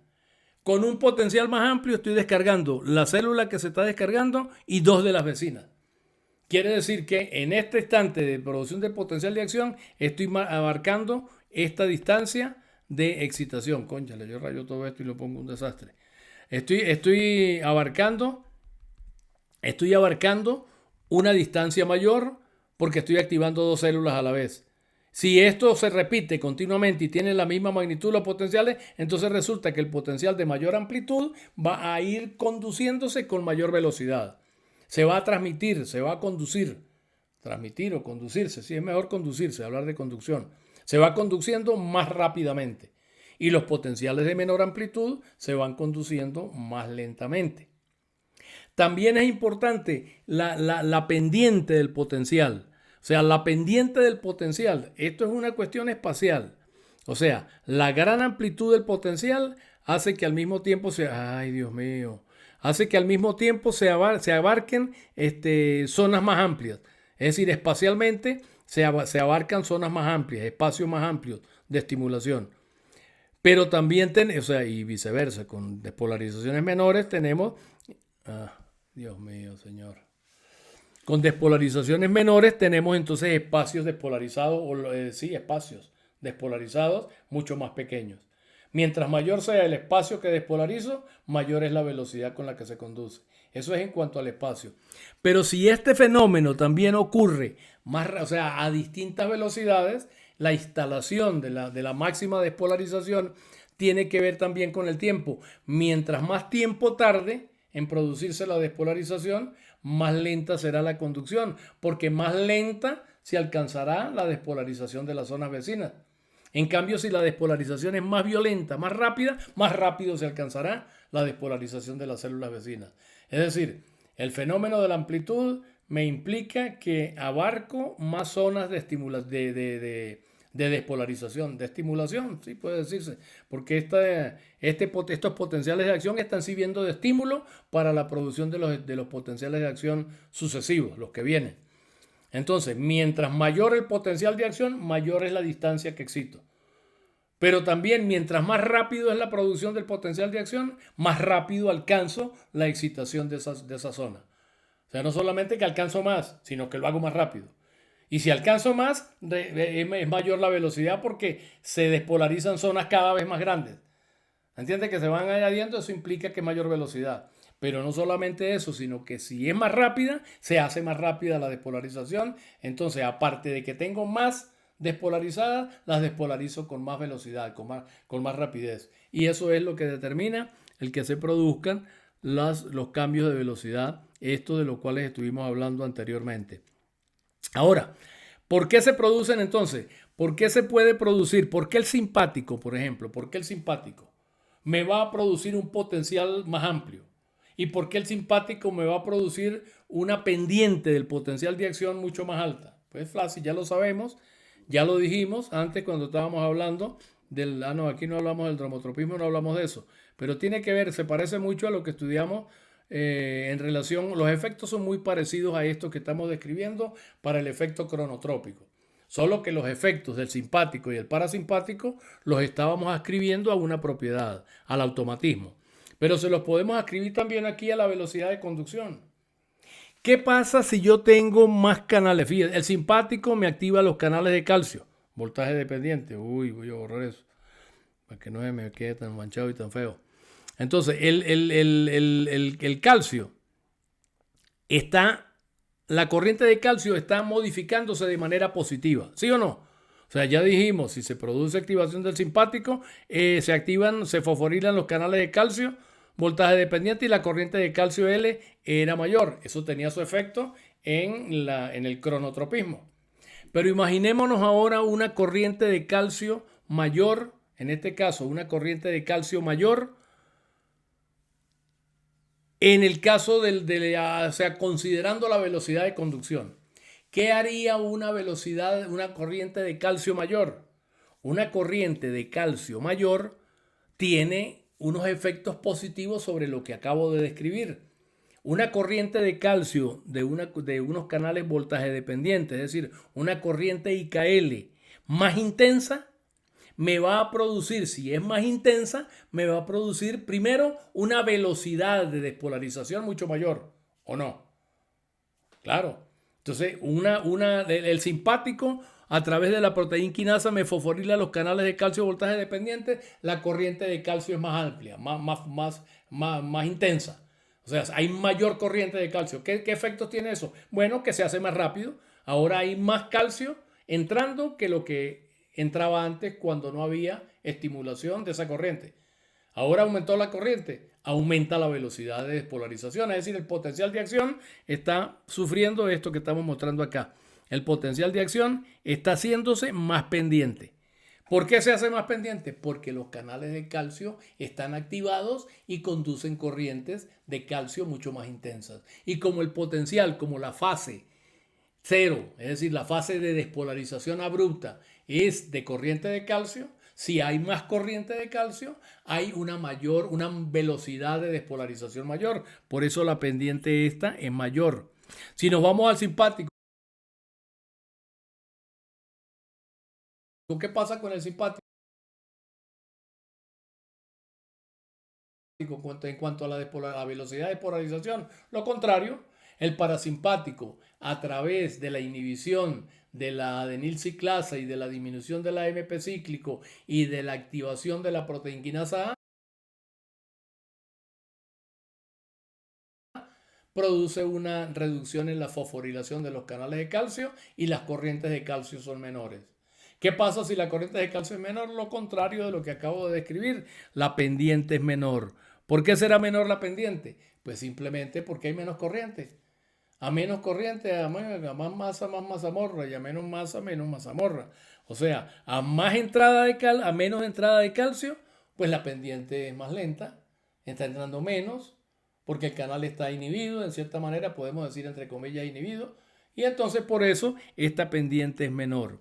Pero también desde el punto de vista de la amplitud, pues también es lógico. O sea, ¿dónde será mayor la amplitud del potencial de acción? Si la corriente de calcio es intensa o si no lo es. Pues evidentemente cuando la corriente de calcio es intensa. Una corriente de calcio muy intensa me va a producir no solo una velocidad de despolarización más alta, sino un nivel de despolarización también mucho mayor. Es decir, una amplitud de potencial de acción mucho más alto. Y viceversa, el parasimpático me va a producir una velocidad de despolarización baja, pero también una amplitud baja en el potencial de acción. Entonces, simpático y parasimpático tienen dos efectos contrarios en relación con la velocidad de conducción. El uno simpático aumenta la velocidad de conducción. El otro parasimpático reduce la velocidad de conducción. ¿Por qué se reducen las velocidades de conducción? Porque se están afectando fundamentalmente los canales de calcio. En el caso del simpático se están activando los canales de calcio y activándose la corriente IKL. lo cual aumenta la velocidad y la amplitud. En el caso del parasimpático se están desfosforilando, se están inhibiendo esos canales, hay menor entrada de calcio, menor pendiente y menor potencial. Y como todo eso es así, pues tenemos entonces ya lo que habíamos visto, se explica todo lo que tenemos acá. A mayor pim pum pam, es decir, ya entendemos por qué la amplitud del potencial de acción modifica la velocidad. Ya entendemos por qué la pendiente del potencial de acción modifica la velocidad. Y ya entendemos por qué el simpático aún modifica la velocidad y el parasimpático por qué modifica la velocidad. Entonces, como esto es así, llegamos entonces a un nivel ya que nos permite terminar con nuestro proceso y nuestra clase de hoy. Gracias a Dios, logramos.